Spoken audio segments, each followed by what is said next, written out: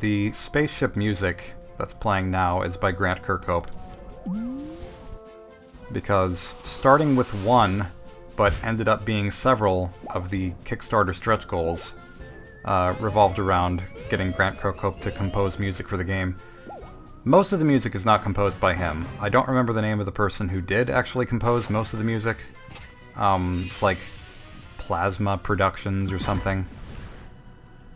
But I'll just flash their name up on the screen. It's weird because usually when I try to remember their name, what I end up thinking instead is H3H3 Productions, which is clearly not the correct answer, but I think their username on YouTube is structured in a similar way. It's all kind of one conjoined word, but there are a couple numbers at the beginning. Unless I'm just thinking about it incorrectly. Hello, darling. Welcome to the largest studio set you'll ever see. Well, if the train from earlier was a studio set, I think that one has you beat. We're about to start recording the big parade. The big parade, yep. Inspired names as always. We'll need one way down. And we get another single mission specific outfit because we can't have nice things. You look great, darling. Don't worry, this movie is really easy. Keep an eye out for the parade. Yeah, this is essentially the Cosmic Mario missions in Mario Galaxy 2 with a Diddy Kong Racing announcer voice, which I do appreciate. But also, for the most part, it's just kind of aimless wandering. Or actually, more accurately, it's aimed wandering, because you do have places that you're supposed to go, although if you miss out on these tokens that you collect, if you run out of time, then it just the game proceeds as normal, basically. But there's a lot of times in this level where you're just kind of waiting around for things to happen.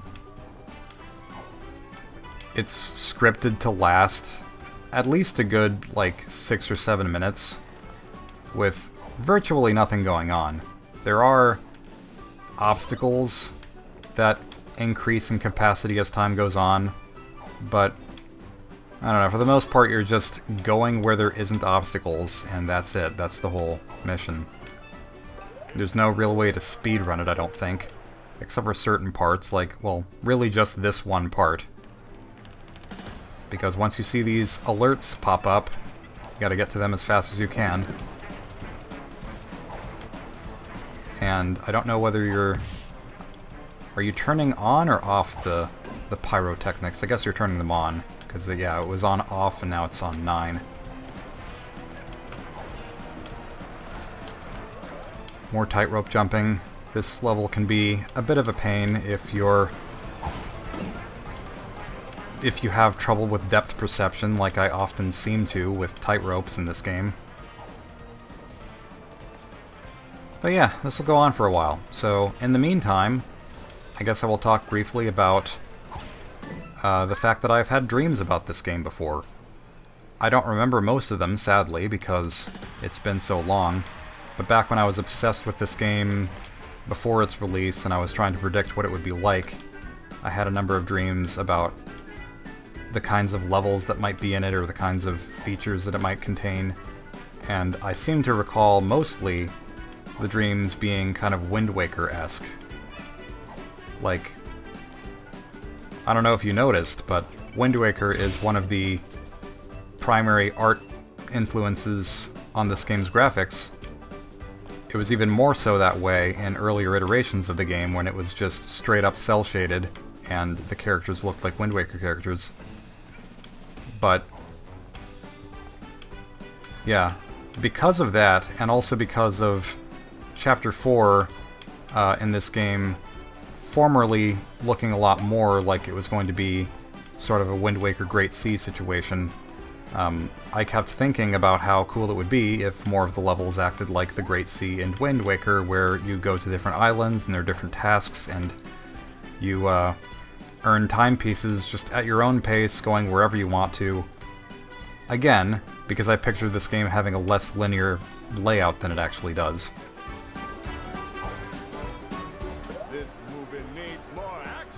So the dreams contributed to my disappointment, I guess. I had one of those dreams actually just the other day, as recently as 1 or 2 days ago. Okay, so there is another instance of triangular exclamation mark alarms. I didn't know that there were, but there are. Yep, I'm dying, don't mind me. Only dying a little bit. Just a little bit of death.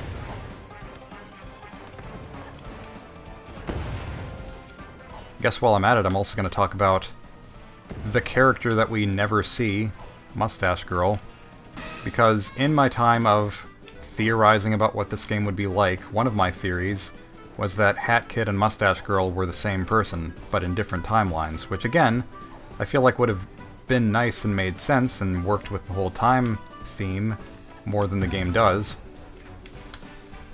Like, my assessment was, they look very similar. They're the same height, they have very similar looking eyes. The biggest difference between them is their hair color and the fact that one of them has a mustache.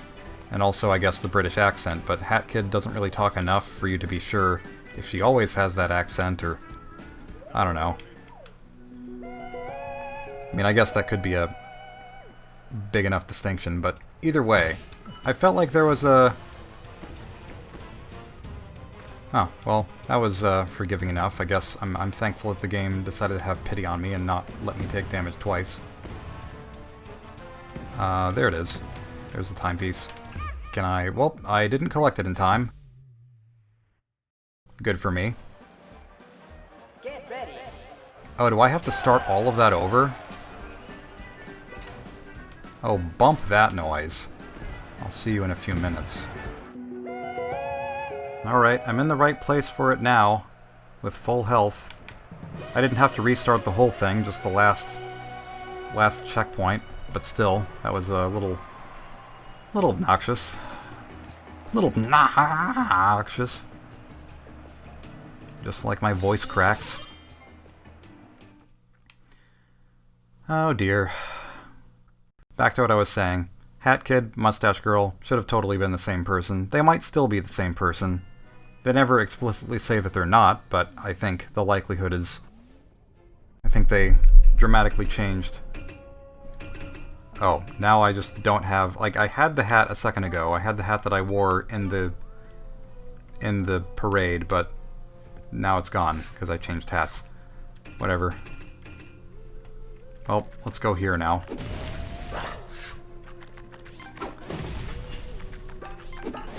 I do like this room, actually.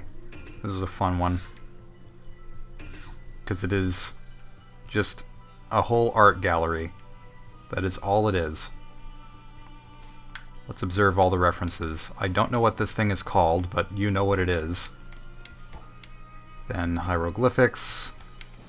The urban lifestyle, or whatever it's called. I don't remember the name of this painting, but it's certainly recognizable. There's the Scream, but with the Snatcher, a character that we haven't met yet. Not to be confused with the Snatcher game by Hideo Kojima. There's This Is Not a Pipe. I don't know what that is, but it looks like it should be Wind Waker. Because every time I see a bright red boat, I think the King of Red Lions. And just that, those waves look just the shade of blue that Wind Waker has. Then we have Picasso, we have Salvador Dali, Persistence of Memory. I don't know what this is. I think it's just cute Hat Kid drawing. Maybe it's supposed to be recognizable as something else, I don't know. This looks like a Monet, I think. Don't know specifically. Don't know about some of these. Is that... I know it, but I'm not remembering it. Names are going through my mind like Matisse or Andy Warhol, but who is that? I don't remember. Mona Lisa, obviously. That one's recognizable. There's Van Gogh. Yeah, that just about covers it. Good stuff. It's a cool room. And now we enter another time rift. Warp Zone! is what would have happened if this was Super Meat Boy. There is a nice aesthetic here. I almost wonder if this is sort of left over from what Mafia Town used to look like, because Mafia Town was based on the same town that Delfino Plaza was based on in Sunshine, which is Santorini in Greece. And Santorini, if you've never seen pictures of it, is a gorgeous seaside city that that is made from calcite, which is this white rock substance. I don't know exactly what it is. I've never done a whole lot of research on it, but it's just the most pure white looking area, and it's almost like a city made of snow, but it's in bright sunlight most of the time. And it's really, really pretty, and I would kind of like to go there someday. But when Mafia Town was in its earlier stages, there were lots of walls that were just pure white with no textures, and I think people interpreted that as, oh, that part's not done yet. Maybe they changed the way it looked for that reason. I don't know. I kind of preferred the way it used to look. But that's just me. Cool. Missed that jump. I don't even think I need to... Yeah, I don't need to jump on those spiders. Camera, do you want to be less flippant? That would be cool. That was something. And again, I will remind everyone that there used to be a track in this game called Of Calcite and Adventure that was a song that someone made for A Hat in Time that is no longer in the game, which... It's weird because it's also not even in the B-side on the soundtrack. I would think that it would be. I'll pass on that one. Sure, a new remix. New remix from Mafia Town, I guess. Guess that's fine. That reminds me, you know what's kind of funny is that you're not supposed to be able to swim underwater really in this game, but there is underwater music. At least I think there still is. I remember it frustrating me when they removed the ability to swim underwater in the same way that you do in a lot of classic 3D platformers. Not that you have to, the game isn't really designed for you to do any underwater challenges. It just feels weird because it's something that you could usually do in this type of game, and they coded that feature in and then they removed it. Feels weird to limit that. Anyway, this is the boss of the Mafia. His eyes clip into one another as he talks. He has a shop, because why not? His shop has exactly one thing in it that I don't really feel like I need.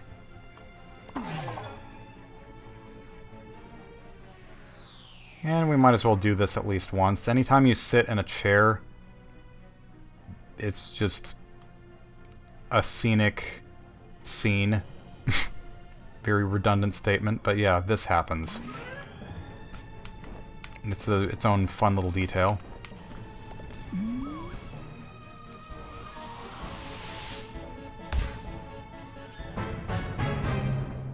I guess we should do... What else should we do? I know that we can't do this yet, because I don't have one of the items that I need, so I should probably try to find the Time Rift in the Murder Owl Express level. Wherever that is. It seemed easy to find, so we will find out if it was easy to find. It was easy to find. It's just right here next to all the laughing crows.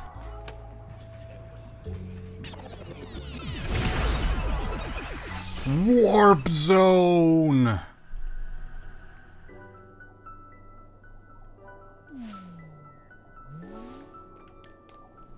Oh yeah, we have these now. I kind of forgot that this was also a mechanic. Directly ripped from, not Super Mario Sunshine this time, but from Galaxy. Both of those games seem to have a very heavy influence on A Hat in Time.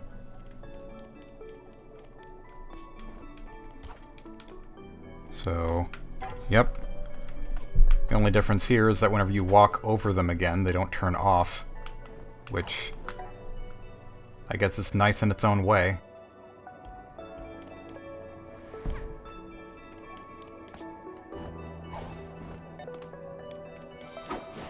Oh, why are you attacking me? I thought you were my friend. You're not my friend anymore, now you're dead. So there. Ha! What are you doing up there? Do you serve a purpose? Why is your snot bubble balloon so blurry? Like, is that the depth of field? Yeah, it looks like it, because it gets sharper when it's not against the background. Depth of field is weird. That was good. I remember one of my complaints with this game being that it's too easy because of the controls. Like, the game feels great to control, but I almost felt like it was so natural to control that it almost felt like moving a mouse cursor through a Super Mario stage. Like, it's not the same because you don't feel it as much. You don't feel the weight, you don't feel the gravity. You're just... It's as intuitive as doing something that takes no effort. And, like, is that a good thing or not? I don't really know. But it does still have its difficulty because the game accounts for... Well, like, it's a game that has some difficult challenges where the platforms move faster and whatnot, to make up for how quick the movement is and how responsive everything is, I guess. Oh, okay, so now the platforms are up. That's good. Why is this one dark? Okay. Well, it can be dark if it wants to be. I guess it's in shadow, but where's the shadow coming from? Who knows? No idea why there are tanukis floating around in here. I guess just to add flavor.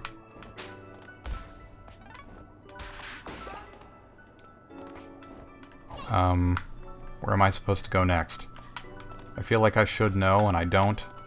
I'm just gonna... okay. Ride this up. Rusty Bucket Bay style.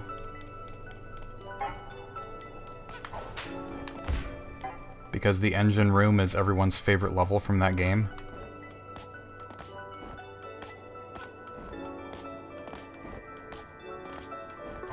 And there we go, another time rift down, another timepiece collected.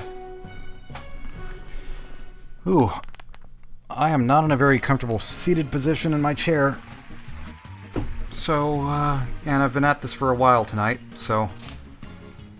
Now it looks potentially nice. Let's claim that prize.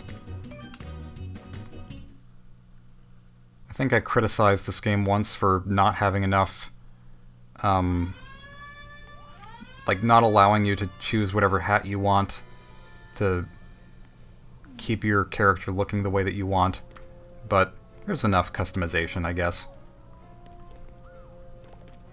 Might keep this for a little while. I still don't think it looks quite as good. Well, no, I'm going to keep the original because I don't think anything looks quite as good as the regular colors. Not yet, anyway. I might come across something that is. Alright, just confirming. That is all I have to do. I guess I'll talk to you guys. What's up? Hey there, we're the Express Band. Is it okay if we practice here? In exchange, if you have any song requests. Oh, so this must be like a jukebox. Swap music with the only thing that I have. I don't think I did that right. Oh well. You do you. Next up, I guess we'll probably go to Chapter 3. I'll go ahead and open the room, I guess. Might as well. Actually, there's one more thing that I think I'll do before we dive into the Subcon Forest. No relation to a certain Super Mario Bros. 2 landscape. Yeah. This pillow pile. I feel like they probably could have somehow changed this to where it's not see-through. They at least removed the bubbles when you're swimming around in it. I know that there were bubbles upon release. that didn't look right. But yeah, you can do this with the ice cap. Forgetting which buttons to press, and we have another Paper Mario parallel with Luigi's diary under Mario's house.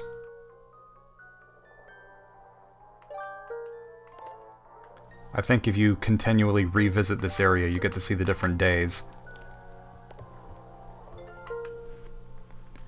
Question, is this Hat Kid's diary, or is this, because I would assume it's Hat Kid's diary, but she hasn't been here. So, I guess, does she just write this down as soon as she gets down here? Because if she has, like, if that's what she does, then why is it day 10? Because we've only been there one time.